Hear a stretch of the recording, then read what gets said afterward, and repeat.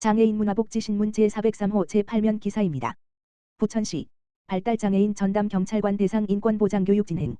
부천시 시장 조용익은 지난 10월 10일과 11일 부천 원미경찰서 본관 대강당에서 발달장애인 전담 경찰관 41명을 대상으로 발달장애인에 대한 이해와 인권침해를 예방하기 위한 특별교육을 실시했다. 2023년 3월 8일 경찰청은 발달장애인을 고려한 조사 준칙을 마련하고 인정신문 단계부터 발달장애 및 신뢰관계인 동석 여부를 확인하기로 하는 등 국가인권위원회의 권고를 적극 수용한 바 있다. 부천 원미경찰서는 발달장애인 인권보호 확립을 위해 부천시에 특별교육을 요청했다. 이에 부천시 장애인인권센터는 전담 경찰관들이 발달장애인의 특성을 깊이 이해하도록 돕고 최근 자주 불거지고 있는 수사 중 인권침해를 예방하기 위한 교육으로 내용을 구성했다. 강의를 맡은 도다기마동 발달센터장 이경아 박사, 한국장애인부모회 부회장, 는 발달장애인이 보이는 행동 및 특성을 다양한 예를 들어 설명하고 경찰의 현장 대응 시 반드시 유의해서 적용해야 하는 의사소통 및 탐문 방법을 제시했다. 한웅수 장애인복지과장은 경찰관은 장애인의 피해 발생 시 가장 먼저 출동해 조치하는 인권 옹호자라며 앞으로도 양질의 교육을 개발해 경찰관 및 공무원의 인권 감수성과 전문성 향상을 촉진하는 사업으로 부천 시민의 인권을 증진하는 데 노력하겠다고 밝혔다. 부천북초병서유치원, 부천시 장애인 종합복지관과 특수유아와 통합반 유아가 함께하는 통합숲체험 진행.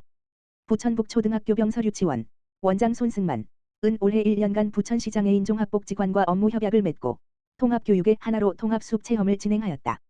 10월 숲체험 활동으로 16일, 월에는 통합반 유아들과 특수유아가 모내정원으로 현장학습을 다녀왔다.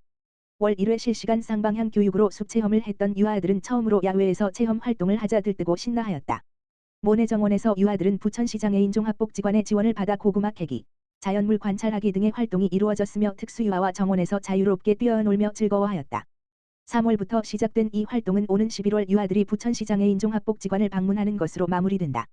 올 한 해 이루어진 숲체험 활동으로 특수유아는 다른 유아들과 소통할 때 자신감이 생겼고 활동에 참여하는 태도가 적극적으로 변화하였다. 통합반 유아들은 유치원 교육과정 속에서 자연스럽게 숲체험과 장애 이해 교육의 두 가지 값진 경험을 하였다. 부천북초등학교 병서유치원 손승만 원장은 유아들에게 장애 이해 교육은 자연스러운 놀이와 생활 속에서 유아들끼리 소통하는 법을 배우는 것이라고 생각한다. 자칫 유아들에게 설명하기 어려운 장애 이해 교육을 자연스럽게 풀어나갈 수 있게 지원해준 부천시 장애인 종합복지관에게 감사하며 앞으로도 이런 좋은 통합교육 프로그램이 있다면 적극적으로 지원하겠다라고 했다. 최성훈 의장, 교통약자 편에 위한 에스컬레이터 설치 환영.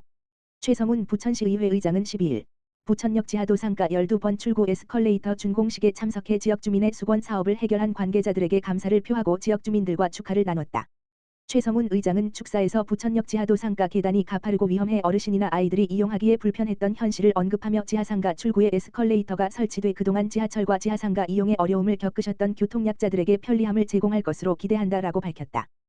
또한 자유시장 쪽에도 에스컬레이터 설치가 필요하다는 의견에 적극 공감하며 관련 예산 확보를 위해 노력하겠다라면서 부천시의회는 언제나 여러분의 목소리에 귀 기울이고 시민의 삶의 질 향상을 위한 의정활동을 펼쳐나가겠다라고 말했다. 시흥시 지체장애인 한마음 체육대회 성료. 시흥시 시장 임병택은 제7회 시흥시 지체장애인 한마음 체육대회가 지난 16일 시흥 갯골 생태공원에서 열렸다고 밝혔다. 경기도 지체장애인 스포츠연맹 시흥시연맹에서 주최주관한 이번 대회는 파크골프, 게이트볼, 슐런 등 총 7개의 종목의 관내 지체장애인 250여 명의 선수가 참가했다. 선수들은 그동안 갈고 닦은 기량을 발휘하며 열띤 경기를 펼쳤다. 이날 선수 보호자와 자원봉사자 100여 명이 함께해 참가 선수들을 응원하고 격려했다. 올해 7회째를 맞이한 시흥시 지체장애인 한마음 체육대회는 신체적 활동을 통한 상호 소통과 화합을 도모하고 지체장애인의 건강 증진 도모와 생활체육 저변 확대를 위해 마련됐다. 선수단을 격려한 임병택 시흥시장은 이번 대회에 참가한 지체장애인 선수들의 뜨거운 열정에 감동했다. 대회를 통해 장애인의 권익이 더욱 증진되길 바라고 시흥시는 장애인 체육 발전을 위해 지속적으로 노력하겠다라고 말했다. 시흥시 에너지 바우처 동절기 지원 금액 인상 취약계층 비용 부담 완화. 시흥시 시장 임병택은 취약계층의 에너지 비용 부담 완화를 위한 에너지 바우처의 동절기 지원 금액이 인상됐다고 16일 밝혔다. 에너지 바우처란 취약계층이 전기, 도시가스, 지역난방, 연탄 등을 구매할 수 있도록 지원하는 제도다. 에너지 요금 고지서의 이용 금액을 차감받거나 국민행복카드를 발급받아 에너지 비용을 결제할 수 있다. 신청 자격은 국민기초생활수급자로서 주민등록표상 수급자 또는 세대원이 세대원 기준 중 하나에 해당하면 신청할 수 있다. 세대원 기준으로는 노인, 1958년 12월 31일 이전 출생자, 영유아, 2017년 1월 1일 이후 출생자, 장애인 임산부, 임신 중이거나 분만 후 6개월 미만인 여성, 한부모가족 중증질환자 희귀질환자 중증난치질환자 국민건강보험법에 따라 보건복지부 장관이 고시하는 중증 희귀 중증난치질환을 가진 사람, 소년 소녀가정 등이 해당된다. 지원 금액은 세대원 수에 따라 1인 세대 27만 9,500원, 2인 세대 38만 1,800원, 3인 세대 52만 2,600원, 4인 이상 세대 69만 2,700원으로 증액됐다. 위 금액은 2023년 총 지원 금액으로 내년 4월 30일까지 사용할 수 있다. 신청 방법은 오는 12월 29일까지 주민등록상 거주지 동행정복지센터로 방문하거나 복지포털 복지로 www.북저로.go.kr을 통해 온라인 신청이 가능하다. 지난해 지원받은 대상자의 경우 정보 변경, 이사, 가구원 수 변경 등이 없으면 자동으로 신청된다. 기타 자세한 사항은 에너지 바우처 사이트 www.energive.or.kr 또는 유선전화 1600-3190로 확인할 수 있다. 시 관계자는 에너지 바우처를 통해 취약계층이 따뜻한 겨울을 보낼 수 있도록 대상 가구를 적극 발굴하고 에너지 복지 향상에 힘쓰겠다라고 밝혔다. 제15회 시흥시 평생학습 축제 성료. 둘째 날 장애인 평생학습. 시흥시 시장 임병택 가 평생학습도시 미래를 그리다라는 주제로 지난 12일부터 14일까지 시흥 ABC 행복학습타운에서 개최된 제15회 시흥시 평생학습 축제가 성황리에 막을 내렸다.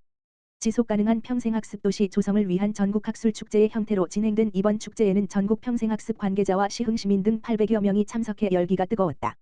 최근 평생교육법 개정 및 제5차 평생교육 진흥 기본계획에 따른 새로운 정책 변화를 함께 모색하고자 포럼, 세미나, 강연 등이 마련돼 평생학습 관계자의 역량을 강화하고 정보를 공유하는 평생학습 한마당이 펼쳐졌다. 축제 첫날에는 읍면동 평생학습센터, 어떤 그림을 그려야 하나라는 주제의 정책 포럼이 진행됐다. 둘째 날에는 장애인 평생학습, 우리가 걸어온 길 함께 나아갈 길, 평생학습 마을, 오늘을 묻고 내일을 답하다라는 주제의 세미나가 개최됐다. 곽재식 숭실사이버대학 교수와 김태훈 팝 칼럼니스트를 초청해 시민들과 함께 즐기는 강연도 선보였다. 시와 함께 축제 준비에 나선 축제운영위원장 이재경 거모종합사회복지관장은 축제를 준비해온 과정 자체가 축제였다. 축제 준비를 통해 한 단계 성장하며 평생학습을 이해하는 데 큰 도움이 됐다. 앞으로 시흥시 평생교육 발전을 위해 더 고민하고 노력해 나가겠다라고 말했다. 한편 이번 축제는 시흥시가 주최하고 시흥시 평생학습 축제운영위원회가 주관했으며 국가평생교육진흥원, 경기도 평생교육진흥원, 전국평생학습도시협의회, 4. 한국평생교육사협회, 4. 한국평생교육총연합회, 한국평생교육융복합학회가 후원했다.